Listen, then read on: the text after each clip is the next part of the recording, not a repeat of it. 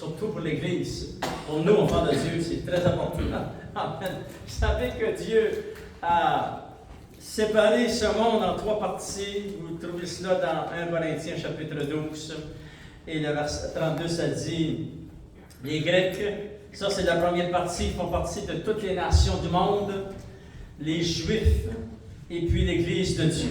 Alléluia.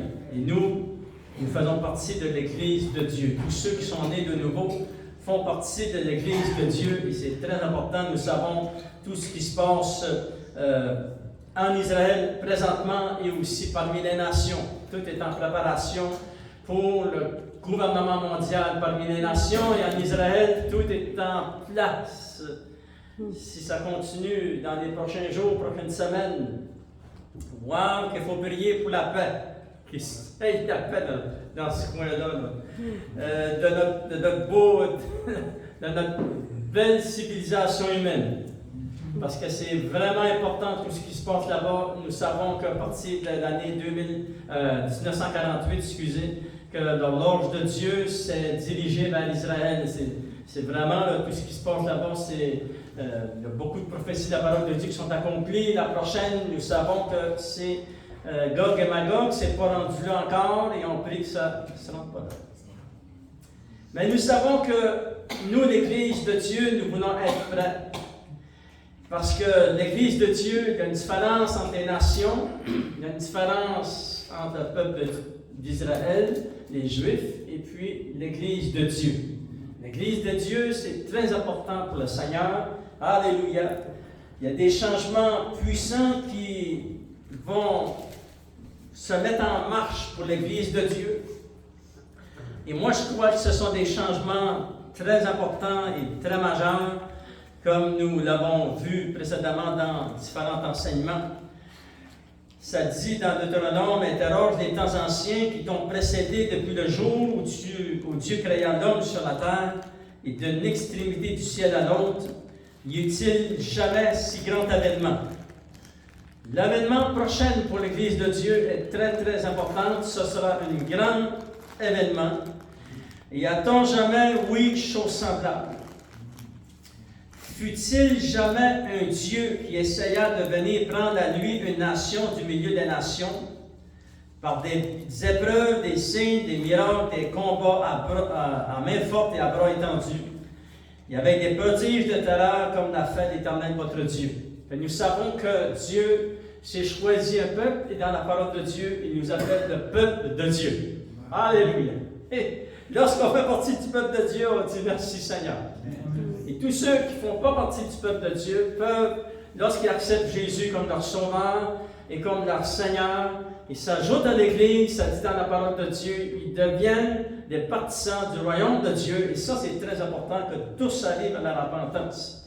Pour nous, les chrétiens, nous entrerons dans une destinée terrestre à cause de ces changements majeurs qui vont venir.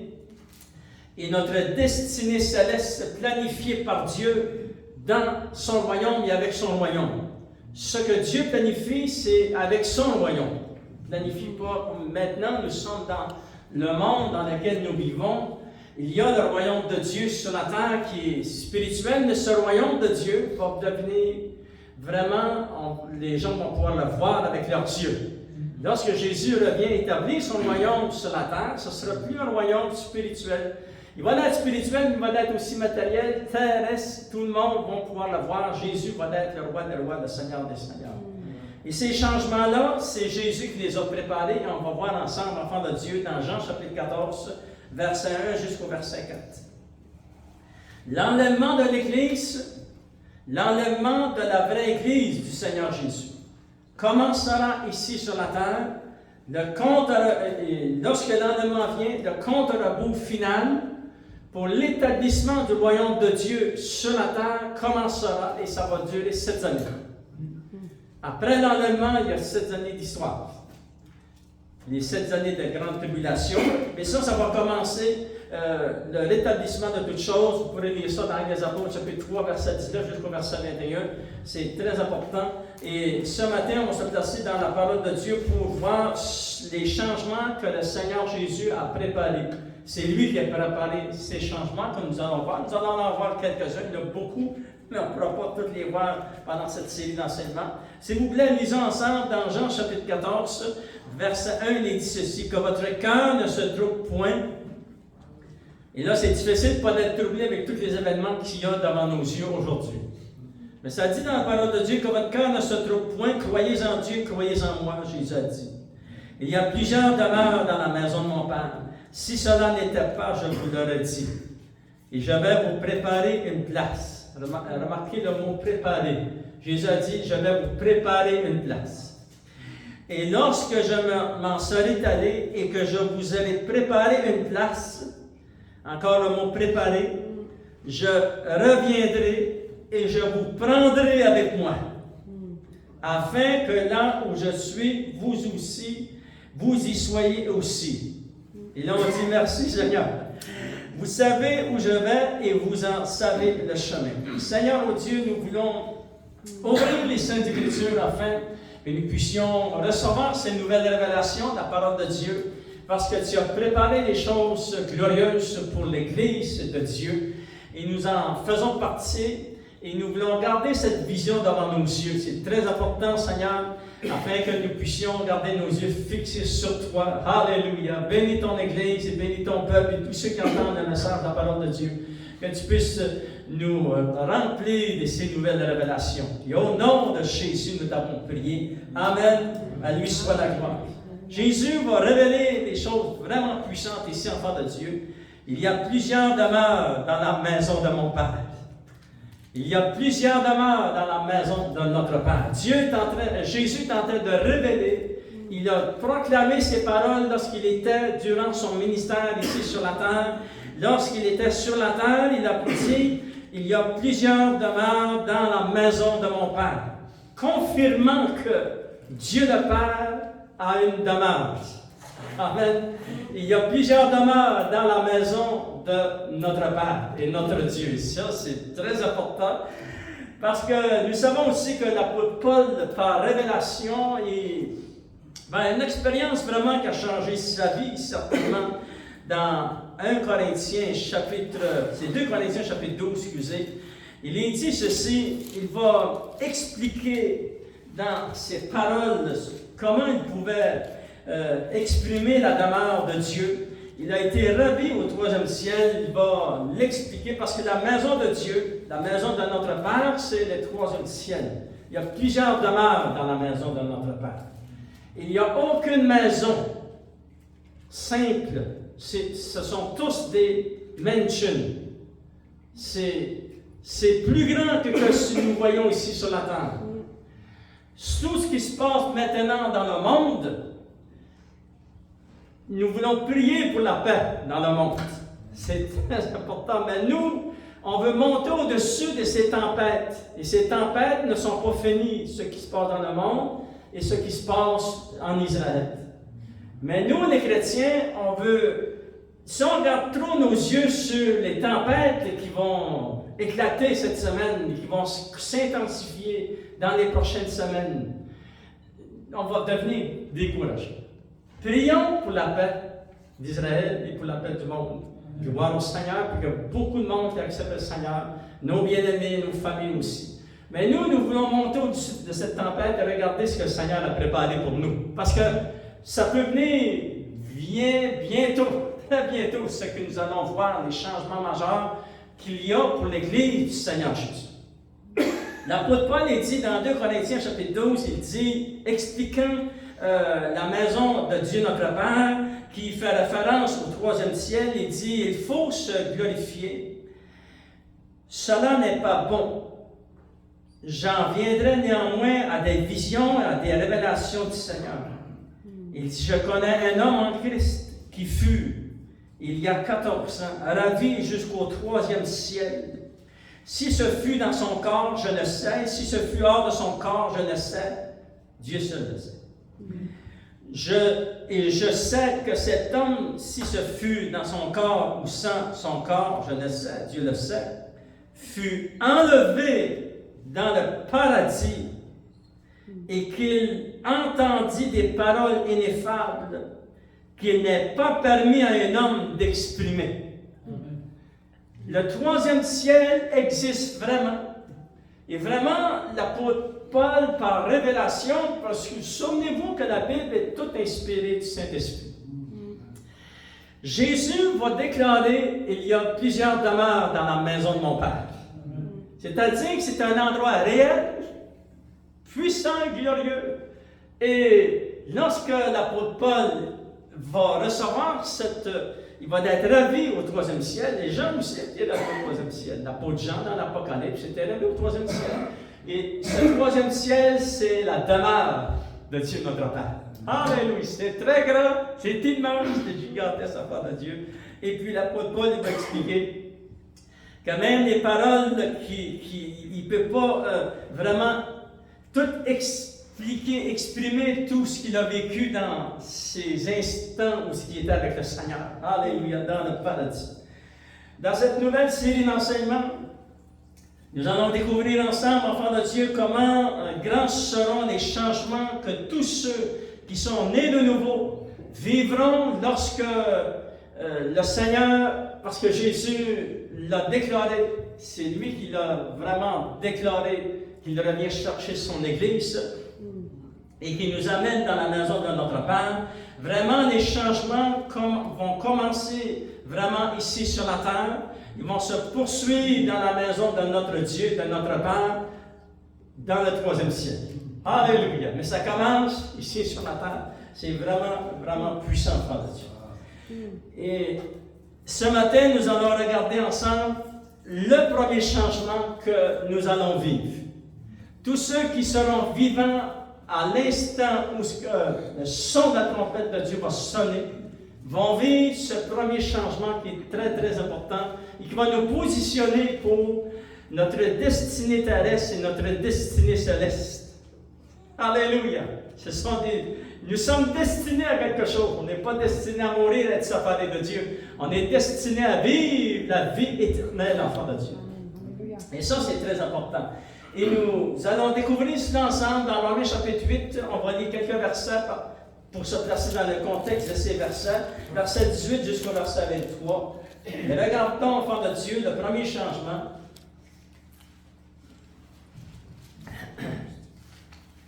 Et ce premier changement, lisons-le ensemble. Il lui dit ceci. Romains chapitre 8, verset 18. J'estime que les souffrances du temps présent, les souffrances dans lesquelles nous sommes aujourd'hui, les maladies, les tristesses, les désappointements, les guerres, les bruits de guerre, etc. J'estime que les souffrances du temps présent ne sauraient être comparées à la gloire à venir qui sera révélée pour nous. La gloire à venir qui sera révélée pour nous. C'est nous. Ce n'est pas les gens qui ont existé, c'était pour eux. Mais là, c'est nous qui sommes des chrétiens aujourd'hui. C'est pour l'Église aujourd'hui, en cet instant. Aussi, la création attend-elle. Ici, ça nous parle d'une autre dimension. Maintenant, nous parlons de l'Église. Ce sont tous ceux qui sont nés de nouveau, qui font partie de cette Église, sont des êtres humains. Maintenant, lorsque ça parle de la création, ça parle de toute la création que Dieu a créée, l'univers, le ciel et la terre, les cieux des cieux, etc., par de Dieu. Cette création a quelque chose à nous dire. Aussi, la création attend-elle, elle aussi, elle attend avec un ardent désir la révélation des fils de Dieu. Elle attend avec un grand désir. C'est ardent dans le cœur de la création. La révélation de ce qui nous attend. Ça veut dire que c'est vraiment important, Père de Dieu. Car la création a été soumise à la vanité, non de son gré, mais à cause de celui qui l'y a soumise, avec l'espérance qu'elle aussi, parce qu'elle attend, elle aussi, la création, qu'elle sera affranchie de la servitude, de la corruption. La création attend même cela, elle va être libérée du filet de malédiction qui a été mis sur la terre. Pour avoir part, elle aussi, à la liberté de la gloire des enfants de Dieu.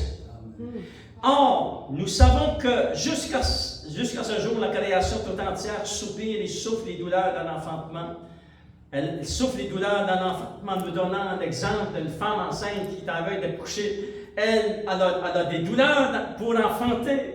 Et lorsqu'elle enfante une personne, elle enfante un bébé, elle enfante un garçon ou une fille. Et là, les douleurs sont arrêtées. C'est la même chose, la création attend avec un ardent désir. Elle est en train d'enfanter pour un monde meilleur. Amen. Alléluia. Or, nous savons que jusqu'à ce jour, la création tout entière soupire et souffre des douleurs dans l'enfantement. Et ce n'est pas elle seulement, mais nous aussi, qui avons les prémices de l'Esprit. Nous aussi, nous soupirons en nous-mêmes, en attendant l'adoption, la rédemption de notre corps. Alléluia! Maintenant, vous pouvez vous toucher si vous voulez. Ce corps attend la rédemption. C'est pas seulement ton âme et ton esprit qui a été racheté, ton corps aussi a été racheté. Alléluia! Et ça, Père de Dieu, même la création attend ce jour glorieux. Alléluia! Et ça, Père de Dieu, c'est le premier changement majeur qui va arriver pour l'Église de Dieu. C'est la rédemption de notre corps. Alléluia! Et c'est vraiment important, enfant de Dieu. Et ça commence, et c'est expliqué par la bouche de Jésus lui-même. Nous l'avons lu dans Jean chapitre 14, verset 1 jusqu'au verset 4. Jésus a dit, je suis dans la maison de mon Père, je vais vous préparer une place. Et lorsque cela sera préparé, je viendrai et je vous prendrai. C'est-à-dire que concernant l'avènement, notre réunion avec le Seigneur, l'enlèvement de l'Église, n'a pas commencé avec Paul ou Pierre, a commencé avec Jésus, le Fils de Dieu. C'est lui qui a proclamé l'enlèvement de l'Église. Il y a des débats dans le christianisme pour savoir si Paul a rêvé ou Pierre a rêvé ou Jean a rêvé. Non! Ils ont eu des révélations ajoutées pour expliquer ce que Jésus a déclaré. Amen. C'est Jésus, le Fils de Dieu. C'est lui le héros. Tout ce qu'il a dit, c'est très important. Il a dit, je viendrai et je vous prendrai. Amen. C'est-à-dire ce que... on voit cela tous les jours. Vous savez, il y a des gens aujourd'hui qui vont être pris sans. Il y a des chrétiens qui vont monter dans la présence de Dieu. Dans cette semaine, j'ai connu un pasteur aux États-Unis qui a prêché la parole de Dieu et est parti vendredi matin. Il était pris. Le Seigneur n'a pas demandé « Est-ce que tu veux que je vienne te chercher? » Non, il était prêt. Le Seigneur, pouf! Il l'a pris, il l'a amené au ciel. Mais son corps va ressusciter. Son corps va être placé, ils vont faire son service funéraire dans les prochains jours. Mais lui est parti au ciel. Et c'est la même chose pour l'Église. L'Église du Seigneur Jésus. Lorsque Jésus dit « Je viendrai et je la prendrai », c'est lui, enfant de Dieu, qui l'a déclaré premièrement l'enlèvement de l'Église. Et par révélation, Paul et Jean et Pierre ont reçu l'explication de ce que Jésus a déclaré. C'est merveilleux, enfant de Dieu. Enfin, vraiment, c'est l'unité dans la parole de Dieu. Il y a l'unité dans la parole de Dieu. Ce que Jésus a déclaré, ce que la parole de Dieu nous explique. Jésus, enfant de Dieu, vraiment vient et ce premier changement est très, très important. C'est un changement majeur, très puissant. 1 Corinthiens chapitre 15, on va le relire ensemble. Vous savez ces versets par cœur, mais on va le relire ensemble, enfant de Dieu. 1 Corinthiens chapitre 15, verset 51, il est dit ceci. Parce qu'ici, on parle de la rédemption de notre corps. Il faut que ce corps soit changé. Et c'est vrai aussi que les changements, lorsqu'on accepte le Seigneur, il y a des changements à l'intérieur qui se passent. Puis, dans notre marche chrétienne, on reçoit des délivrances, on reçoit des guérisons, on est touché de Dieu, nos émotions changent, notre caractère change, nos paroles changent. Il y a déjà des changements. Mais ce corps terrestre ne peut pas entrer dans le ciel. Les chrétiens qui nous ont précédés dans la gloire, ce sont leur âme et leur esprit qui est rendu au ciel.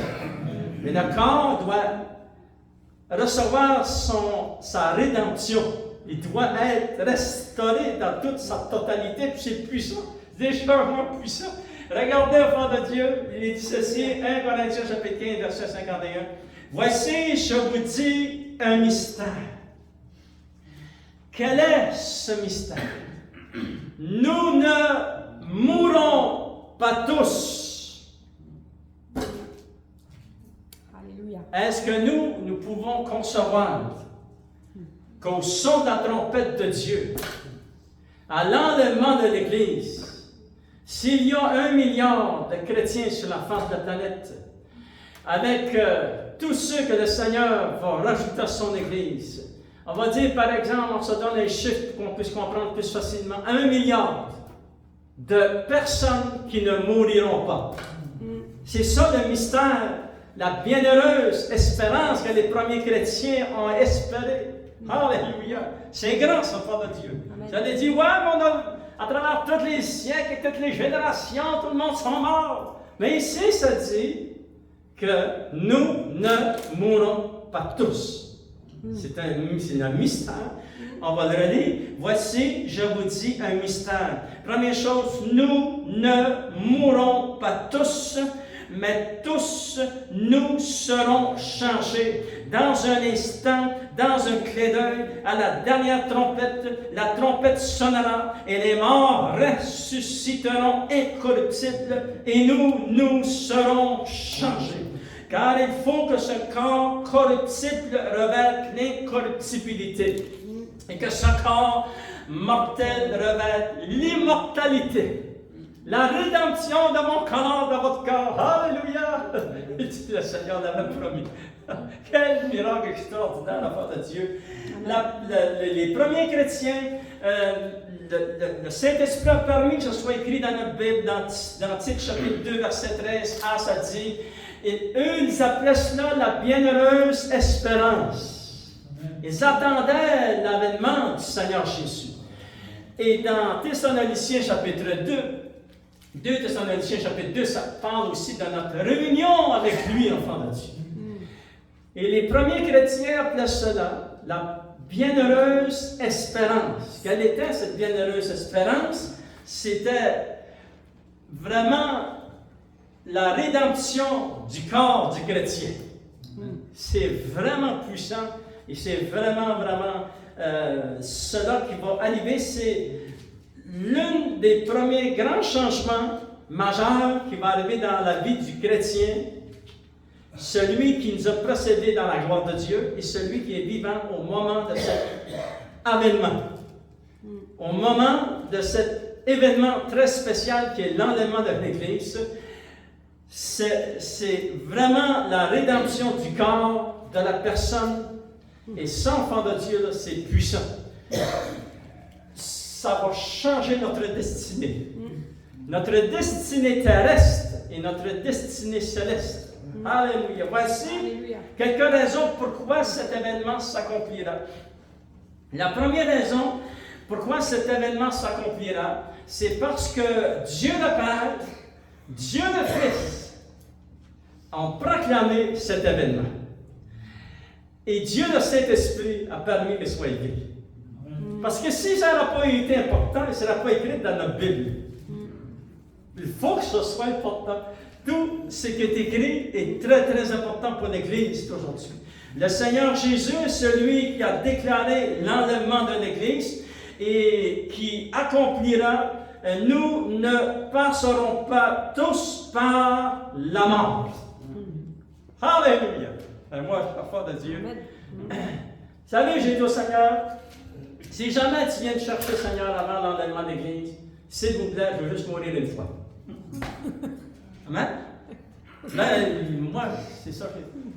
Parce qu'on sait que dans le Nouveau Testament, lorsque Jésus est ressuscité d'entre les morts, ça dit qu'il y a eu des tremblements de terre. Ça dit après sa résurrection qu'il y a des gens qui sont sortis des cimetières.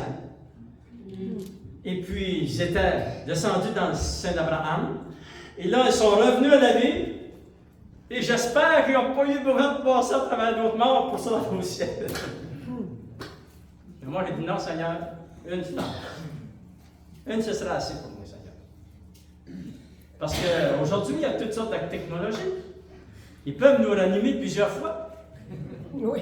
Mais des fois, c'est bon aussi. Des fois, ça permet à des gens de se repentir. Nous, au Seigneur, vous savez, il y a de choses qui se passent aujourd'hui. Et dans ce temps-là, il n'y aurait pas ces situations-là. Mais Jésus a dit, enfant de Dieu, lorsque votre place sera prête, je reviendrai et je vous prendrai. Gloire au Seigneur. Et je pense, enfant de Dieu, je ne pense pas qu'il va nous demander si on est prêt, on doit être prêt. L'Église est en train de se préparer, on doit être prêt aujourd'hui. Avec les événements qu'il y a devant nous, ça peut s'en aller dans une direction assez vite. Merci, enfant de Dieu. Et surtout pour la prochaine prophétie qu'il y a dans le calendrier de Dieu. La prochaine prophétie, c'est la guerre de Gog et Magog. Et cette guerre-là, moi, je n'aimerais pas la voir, mais d'après ce qu'on voit dans la parole de Dieu, pour moi, on va voir ça. Puis c'est pas beau, là. C'est pas beau, la guerre de Gog et Magog. C'est vraiment, là... Mais ça fait 2 ans, 3 ans que je médite la parole de Dieu pour savoir si je dois amener un enseignement là-dessus ici à l'Église. Parce que... Je dis, Seigneur. Et après cela, enfant de Dieu, nous savons que l'apparition de l'Antichrist, les 10 rois, l'apparition de l'Antichrist, et l'enlèvement n'est pas loin.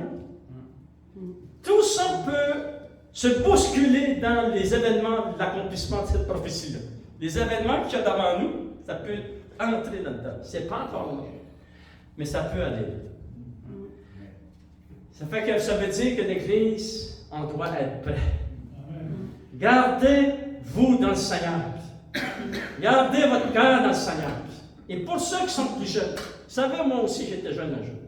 Je voulais bâtir une maison et j'ai réussi. Je me suis marié, j'ai eu des enfants, etc. Gardez cette vision. On a expliqué dans les prédications avant, gardez 2 visions. Gardez toujours 2 visions dans votre vie. Bâtissez pour Dieu et gardez la vision que Jésus est proche. Moi, ça fait 40 ans que j'ai cette vision-là. J'ai 2 visions. Bâtir pour le royaume de Dieu, pour les choses de Dieu, puis la famille, etc. Mais aussi garder la vision que Jésus est proche. Amen. Alléluia. Dieu va vous bénir, enfants de Dieu. Enfin, nous voyons la première raison pourquoi elle s'accomplira, c'est parce qu'elle a été confirmée par le Père, par le Fils et écrite par le doigt du Saint-Esprit dans les Saintes Écritures. Deuxième raison pourquoi l'enlèvement de l'Église s'accomplira, c'est parce que celui qui en a fait la promesse, c'est-à-dire Jésus lui-même a fait la promesse qu'il viendra nous chercher, a la puissance d'activer. Il n'y a pas aucun être humain sur la terre qui peut activer cet événement spécial-là, mais le Seigneur, lui, a la puissance d'activer cet événement dans son calendrier. Dieu a un calendrier, et lorsque ça va être rendu là, ça... Alléluia! Tout a changé sur cette planète. Tout sera changé ici. Imaginez-vous, enfants de Dieu, des milliers, des millions et des millions, ici c'est 1 milliard de personnes qui partent en même temps, ces gens-là ont bâti pour la famille, ont bâti pour vraiment pour le positif, qu'on peut dire. C'est vraiment, on est vraiment positif parce qu'on est pour le royaume de Dieu. On était pour le bien à 100%, et là, enfants de Dieu, ils viennent tous de partir. Mais le Seigneur, c'est lui qui va activer en son temps, dans son calendrier, cet événement. C'est seulement le Seigneur qui a la puissance d'activer ça. Regardez dans Philippiens chapitre 3. Philippiens chapitre 3, verset 20, ça dit « Mais notre cité à nous est dans les cieux. » Où est ta cité? Elle est dans le ciel. 3e ciel, dans la maison du Père. Comme Jésus l'avait dit. Ta cité, elle est là. Elle existe. C'est vraiment rien. Elle est prête, ta cité. Alléluia. C'est pas construit. C'est tout prêt, son Père. Tout cela, c'est prêt. Notre cité à nous est dans les cieux, d'où nous attendons aussi comme sauveur le Seigneur Jésus-Christ, qui transformera le corps. Voyez-vous, c'est toujours, premièrement, le premier miracle que nous allons vivre, premier changement majeur, c'est notre corps. qui transformera le corps de notre humiliation en le rendant semblable au corps de sa gloire par le pouvoir qu'il a de s'assujettir toutes choses. Il a le pouvoir de contrôler, de dominer toutes choses. Toutes choses, enfants de Dieu. Parce que c'est lui qui a créé toutes choses. Souvenez dans Colossiens, je vais vous le lire dans le chapitre 1, verset 16, il est dit, car en lui, en Jésus, ont été créées toutes les choses qui sont dans les cieux et sur la terre. Les visibles, les invisibles, trône, dignité, domination, autorité, tout a été créé par lui et pour lui. Il est avant toute chose et toutes choses subsistent en lui. Toutes choses ont été créées par lui et pour lui. Alléluia. Verset 19, ça dit, car Dieu, c'est-à-dire Dieu le Père, a voulu que toute plénitude habite en Jésus. Tout a été fait pour lui et par lui. Et qu'il a voulu par lui réconcilier tout avec lui-même, tant ce qui est sur la terre que ce qui est dans les cieux, en faisant la paix par lui, par le sang de sa croix. Mais nous savons que celui qui est le créateur, il a créé toutes choses. Tout a été créé par lui et pour lui. C'est pour ça que la puissance d'amener un petit changement, tout est accompli. Il a la puissance d'assujettir toutes choses, même le corps, notre corps. C'est lui qui l'a créé. Il a la puissance de le ressusciter. Puis il a la puissance de le transformer. Et comme nous l'avons vu il y a au moins 3 ou 4 ans ou 5 ans, j'avais amené une série d'enseignements, découvrant ensemble que la vitesse à laquelle le royaume de Dieu fonctionne, vous vous souvenez? Ça fonctionne dans un instant. Il n'y a pas vraiment 100 000 à l'heure, 1000 000 à l'heure. Ça fonctionne dans un instant. C'est pour ça que l'enlèvement de l'Église va venir dans un instant. Alléluia! C'est merveilleux, Père de Dieu.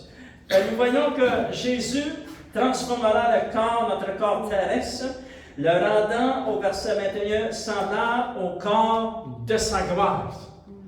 Nous revêtirons un corps semblable à son corps qu'il a eu pendant les 40 jours après sa résurrection.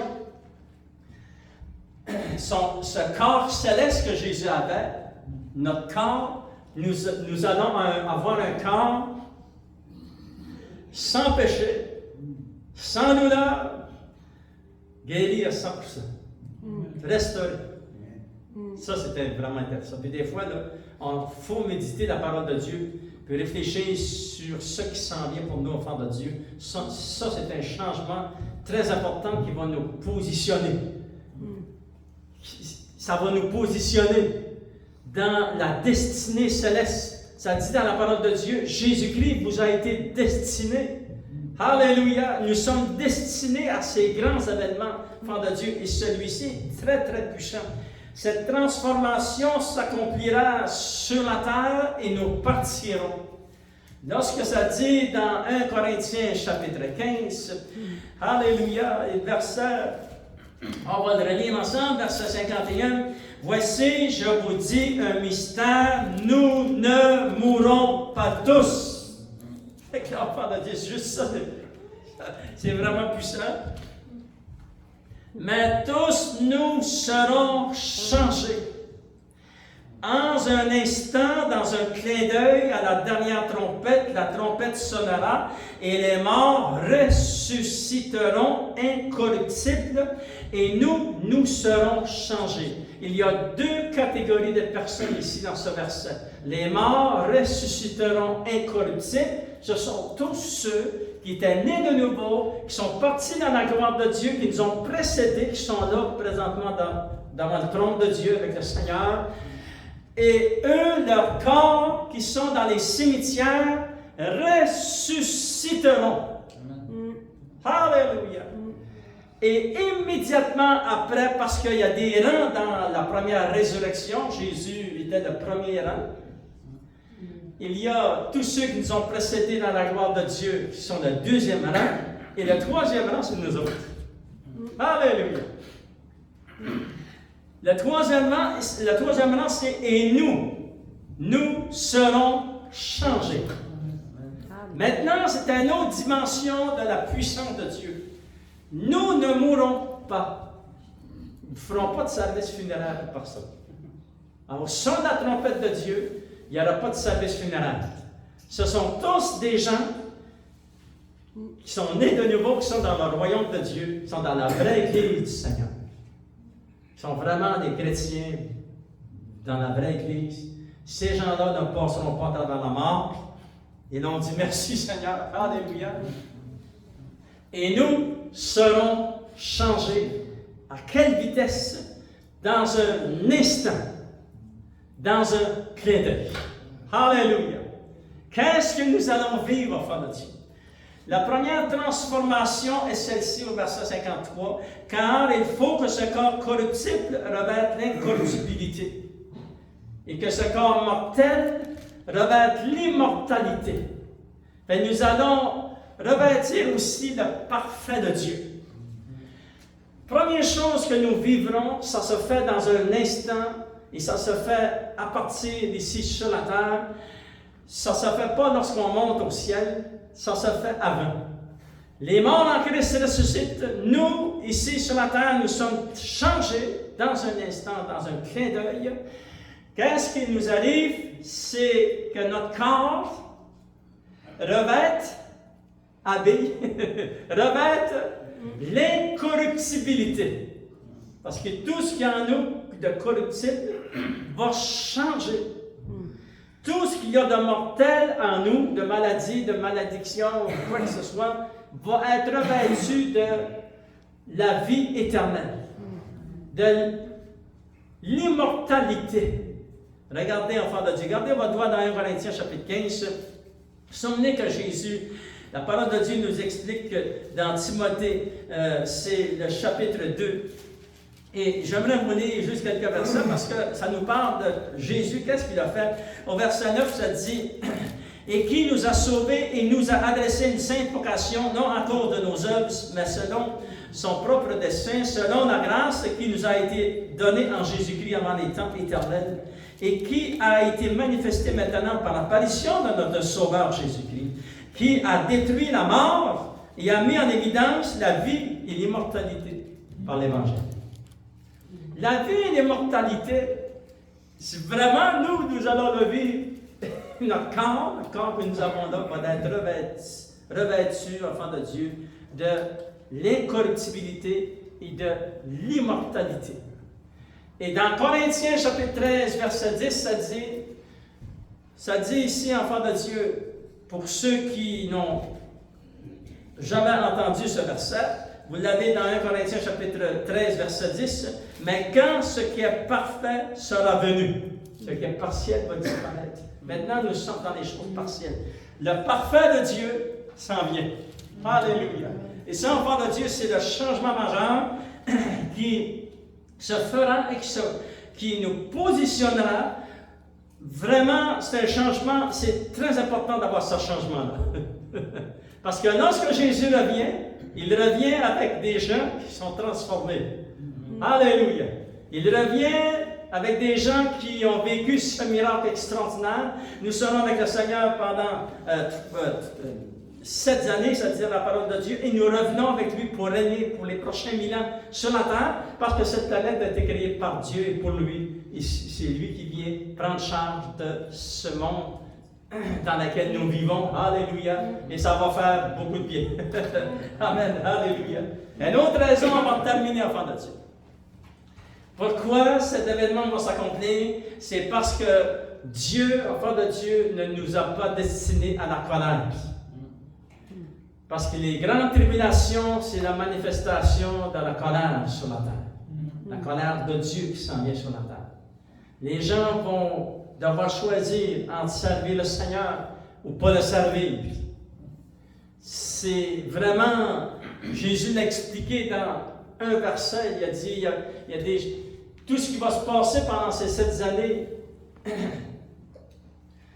sont résumés comme ceci. Jamais l'homme n'a jamais vécu des choses aussi semblables. C'est écrit dans Luc chapitre 21, on va le lire ensemble, Luc chapitre 21. Mais l'Église du Seigneur va être épargnée de cela. On va le lire dans Romains chapitre 5, verset 9. Mais regardez comment Jésus l'a expliqué, si je suis à la bonne place. Oui, c'est écrit ici dans Luc chapitre 21. C'était-tu 21? De même, quand vous verrez ces choses arriver, sachez que le royaume de Dieu est proche. C'est pas 21, ça veut dire, c'est dans Matthieu chapitre 24. On va aller voir chapitre 24, comment est-ce que Jésus a résumé. Et j'aime vraiment utiliser ce verset parce que c'est trop, il y a trop de choses qui s'en viennent dans les 7 années de tribulation. Il y a tellement, tu ne veux pas être ici. Tu ne veux pas manquer l'enlèvement d'église. Regardez, il a expliqué dans quelques versets, Matthieu chapitre 24, verset 21.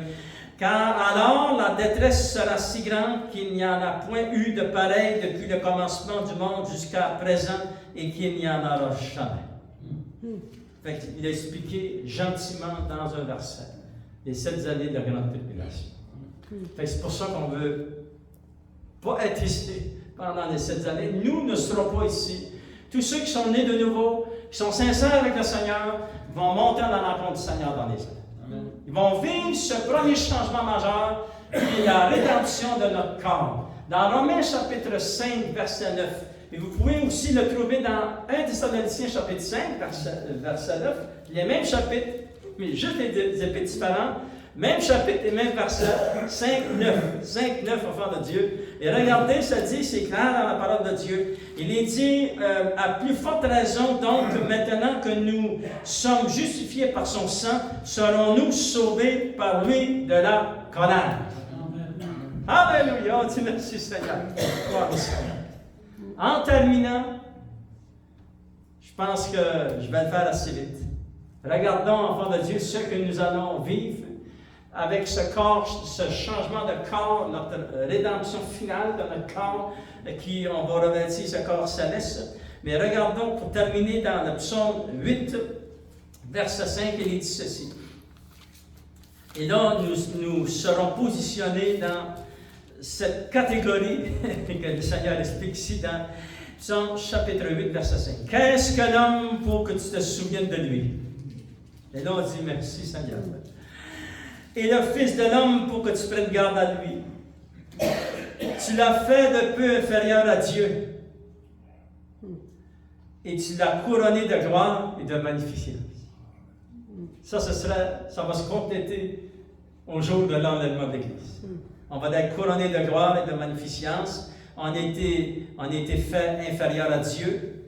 Tu lui as donné la domination sur l'œuvre de tes mains et tu as tout mis sous ses pieds. Les brebis comme les bœufs, les animaux des champs, les oiseaux du ciel et les poissons de la mer, tout ce qui parcourt les sentiers des mers, tout cela sera sous notre domination parce qu'on va se repositionner comme c'était dans le jardin d'Éden. Alléluia! Et dans les prochains enseignements, nous regarderons vraiment les changements vraiment puissants et importants qui nous attendent, enfants de Dieu, nous, les enfants de Dieu. Alléluia! Et on dit merci Seigneur que Dieu a pensé à tous ces grands changements, enfants de Dieu, qui sont très positifs, qui sont très puissants et que nous vivrons pour voir au Seigneur. Levons-nous sur l'ensemble, enfants de Dieu. Alléluia! Espérant que vous pourrez continuer à méditer la parole de Dieu cette semaine. Alléluia! Et réfléchir tout ce que la parole de Dieu nous enseigne. Seigneur, oh Dieu, nous te remercions parce que c'est toi, Seigneur, qui as planifié tous ces changements.